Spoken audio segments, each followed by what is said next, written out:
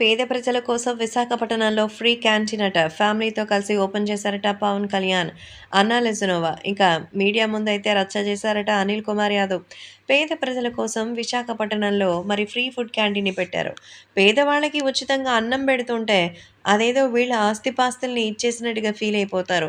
మరైతే పవన్ కళ్యాణ్‌కి సంబంధించిన ప్రతి ఒక్క విషయంలోనూ వైసీపీ వాళ్ళు పనిగట్టుకుని ప్రచారాలు చేస్తారు. ఇక అనిల్ కుమార్ యాదవ్, రోజా, కొడాలి నాని, అమర్నాథ్ రెడ్డి వీళ్ళంతా ఒకటే బ్యాచ్. ఆళ్ళకి మాట్లాడడం మరి వచ్చో రాదో తెలీదు గానీ, నోరేసుకొని మాట్లాడాలి. దానికి రీజన్ ఉందా? లేదంటే మనం మాట్లాడొచ్చా? అనే విషయాల్లో ఏమి ఉండదు.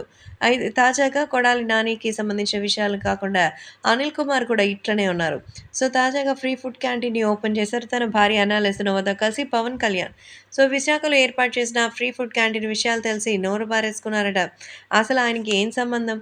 ఆయనేదో పెట్టుకుంటే, ఆయన అభిమానుల కోసం అందిస్తూ ఉంటే, వీళ్ళకేంటి బాధ అనేది మాత్రం అర్థం కావడం లేదు. సో, ప్రస్తుతం పేద ప్రజల కోసం పెట్టిన ఆ ఫ్రీ ఫుడ్ క్యాంటీన్‌ని ఫ్యామిలీతో కలిసి ఎంతో అద్భుతంగా లాంచ్ చేశారట.